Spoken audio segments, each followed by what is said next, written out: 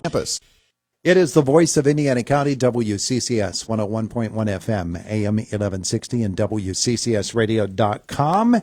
He just turned 80 years old yesterday, and he's with us today. He's Doug. Oh, wait a second. Not quite 80. No, I'm not your age yet, Todd. Doug Steve joins us this morning. We're talking Indiana County Sports Hall of Fame, and our visit presented by Marcus and Mack, voted best law firm and best personal injury lawyer 3 years in a row of the Best of Indiana County contest. Visit them online at marcusandmack.com. I guarantee I'm closer to 80 than you are. But I have my reading glasses. I don't see you having anything like that, Todd. I have bifocal contact lenses. That does it. That's what does it, man. Okay, so let's talk Indiana County Sports Hall of Fame. It's time already. Yes, our 41st banquet will be on Sunday, May 18th at 5:30 p.m. at the Indiana Country Club. And I have with me this morning the 7 inductees for this year's class of 2025. Nice. So first, before we reveal or unveil, let's talk about how they are chosen. Yes, well, the Indiana County Sports Hall of Fame, we have a committee, a board that they meet monthly and throughout the year, and this is where we really start getting busy. But all nominations are due by the end of October, and in November, the County Sports Hall of Fame gets together for a nomination meeting where we go through all the nominees. Then they basically pick 15 names they'd like to see on the ballot, so we take those names, the top 15, and we go to their final ballot. And then by mid-November, we have our election, and the number of candidates comes out from there. And they are told, they all have been notified before Thanksgiving, so they could tell family and friends over the holidays that they are being inducted and when the banquet is. And tickets will be going on sale beginning of April. It would be fun being in that room because I would guess the stories start flowing, don't they? Well, when you have Jim Clapp and Abditori on the committee, I tell you what, sometimes we have to cut them short. No, it's a great time. And what's great is, as president of the County Sports Hall of Fame, I get to be in contact with these inductees over the next several months, and some of the stories they have, and they're very thankful for, and I mean, just can't believe they've gotten this honor. So it's great to talk with them and relive their past athletic years. Sure. And some of those stories, I'm sure that they get bigger and the shots get longer and everything, gets magnified because that's the way it's supposed to be. It is. And the banquet itself is a great evening because we're not only inducting the inductees for the County Sports Hall of Fame, we recognize scholar athletes, a male and female from each of the county high schools, seniors. Then they are given money towards a scholarship, and it's selected by their schools. And we also recognize honorees that have done something over the past year in their field, whether it's a student or an adult, whatever it may be in their athletic competition. This past year, you're going to have a bigger room because this past year, Indiana County sports has been really, really good. And it just shows you what the sports, how great it is here in Indiana County. They talk about other areas in the state. They may have their areas that are as good, if not better, but Indiana County has the history behind it. And as I go over the list, you can see that there's some great people, and there's a lot of other great people that are deserving to get into the Hall of Fame, and hopefully eventually we get those people in as well. One day. One day. So who will be enshrined this year? Okay, and we'll do this alphabetically. Our first one is Ashley Burkholtz, Penns Manor basketball. She also played volleyball and track and field. She was a 4-time selection for the All-Gazette basketball team from 99 to 02, and she scored a school record 1,920 career points in basketball, where she was the All-Gazette Player of the Year her junior and senior years. She also was a standout volleyball player and went on to play at IUP. In track and field, she was a top javelin thrower, winning the Indiana County and Heritage Conference titles her senior season. Yeah. So Ashley Burkholtz. Frank Garitano, a longtime official in athletics and various levels for nearly 50 years, best known as a PIAA official for 44 years. He's officiated 17 state championships in various sports. Wow. And I think he may be the only one I know that have done a track and field state championship, a basketball state championship, and a football state championship in the same calendar year. Wow. So Frank Gaetano, and he's also served as Indiana County Youth Baseball League president since 2001. And way back at Shippensburg University, he was an all-conference selection in football and baseball. So Frank Gaetano. George Gibson will be going in posthumously from the Purchase Line area in basketball. He was a rare 3-time All-Gazette selection in the 70s. He led the area in scoring each season he was on varsity. A 6'8" center, he averaged 24.4 points per game over his career with a total of 1,672 points. When he graduated, his career point total was a record in Indiana County, which has since been broken. He died in 2019 at the age of 63. So George Gibson. Fourth, Jessica Bungo Livermore, a tennis player out of Indiana High School. She was an All-American at Slippery Rock. She finished her collegiate career with 177 victories, which was tops in school history at the time of her graduation, and remains number 2 on the list. She earned the Arthur Ashe Sportsmanship Award and Division II East Region Player of the Year Award as a senior. She won various tournaments. She was a 4-time All-PSAC selection and PSAC Scholar Athlete all 4 years.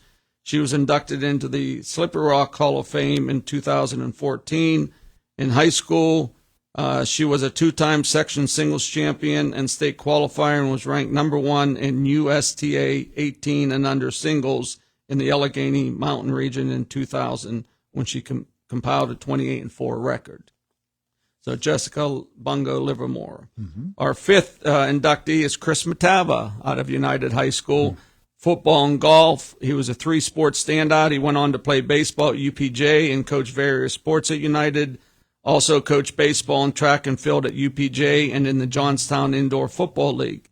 He led United to the District 6 title in football in 1998 and was a consensus coach of the year. He also has won multiple golf club championships at Champion Lakes, Pleasant Valley, and Chestnut Ridge.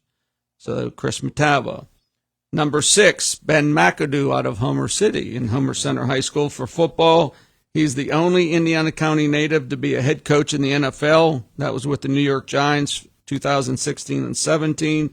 He's a 1995 Homer Center graduate. He is now a senior offensive assistant for the New England Patriots. He has coached in the NFL for 22 seasons with the Chiefs, Saints, 49ers, Packers, Giants, Jaguars, Panthers, and currently with the Patriots. So Ben McAdoo. And our final inductee, Bruce Yard out of Apollo Ridge. There you go. Baseball. He was drafted in the 42nd round of the baseball draft by the Dodgers following his junior year at IUP and made it as high as AA level during his 5-year career. He finished his pro career with a .270 batting average, 150 runs, 61 doubles, 6 triples, 9 home runs, and struck out only 109 times in 1,156 at-bats. At IUP, he was the PSAC Rookie of the Year in 1991 and batted .409 as a sophomore and earned the toughest player to strike out in the nation award, fanning only 3 times that season and 6 times in his career. Great job there. He earned 12 varsity letters in football, basketball, track, and baseball, and was an All-Gazette selection in all 4 sports in 1 year. You don't see that too often. No. He placed 3rd in the javelin at the state meet and 8th in the high jump. In basketball, he was invited to play in the preliminary game of the Pennsylvania Classic, of the Round Ball Classic. He led his team to the first playoff appearance since the first year at Apollo Elders Ridge Jointure. So Bruce Yard. So some good names from the past history of Indiana County. And like I said, there's a lot more for the future, but I think we have a very good class and from various sports. It's just not one sport. We have tennis, basketball, coaching, officiating. So we're looking forward to it. Runs the gamut. I'm telling you, it's exciting because you think back on those athletes because you've seen many of them in action. You've read about those ones that you haven't seen, and maybe you've even heard their games on the radio. I recall those magical seasons that Ashley Burkholz had at the at Penns Manor High School. They were just amazing. Yeah. And then when you realize that these are all people that then moved on, had their own families, and they're a big part of the scene. And you think, especially with Penns Manor basketball, I think that's when Ashley Burkholz came through, that put Penns Manor back on the map for girls basketball. And you can see what it's still continuing today with what Jason Malosier is doing out there. But I think Greg Lazanik was the coach back then when Ashley was playing, and it's been a great 25-year run for girls basketball at Penns Manor. Yeah, she started it all. Yeah. She and her teammates. Yes. So that's fantastic. All of those folks. Now, you mentioned tickets to the event. Yeah. When can folks get them, and how? Usually it'll be towards the end of March, beginning of April. They'll start going on sale. We'll make sure we get you the information of where they can where they can purchase them. We don't sell any tickets at the door. I mean, the last couple of years we've had over 300 people, and that's pretty packed for the country club. I mean, we're at 325. I think last year we were at like 302. So we've had some great crowds, and but we'll give more information as we get closer on ticket sales. A few more stories get passed around on that night too. Yes, a lot more. Yes, it was great last year. George Wise was there. His daughter was being inducted, Jill, and Don Dowds, and they used to play back in the days of the old Indiana ACs, and they were telling stories, and I was just shaking my head the whole time hearing them all. So great time. Yeah. Well, some wonderful names that you bring back, some great memories as well, and that's what the Indiana County Sports Hall of Fame is all about. You've got a website. You've got social media too. Folks want to learn more. Yes, and we're updating our website. We've gone to a new carrier. It's www.indianasportshall.com. So people can check out there, and we try to keep it updated and go from there. But this is the fun time of the year now as we get to our meetings and we start getting the banquet in shape, and we going over the scholar athletes and then also the honorees. We get to choose the honorees over the last year, and like you said, there's been quite a few that have done stuff since last May. So. You've got state champions that you can talk about as well, and yes. teams that made it to the state championship. So lots of good things in 2024. Let's hope 2025 is just as exciting. Well, especially like you said, 1 month, basically they're cramming in the rest of the high school basketball schedule in 1 month. So you're putting some mileage on those referee sneakers, aren't you? Yes, we are. So we start back up. There's games starting tonight, like you said. And so this is starting to get into the thick of things. And what else is there to do in the wintertime in Indiana? That's what it's all about. Yeah. We don't have snow anymore. We will by Monday, I'm sure.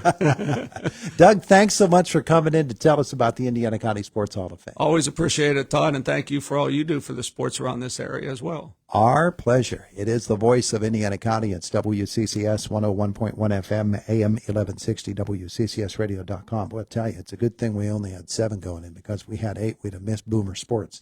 It's brought to you right now by S&T Bank, People Forward Banking.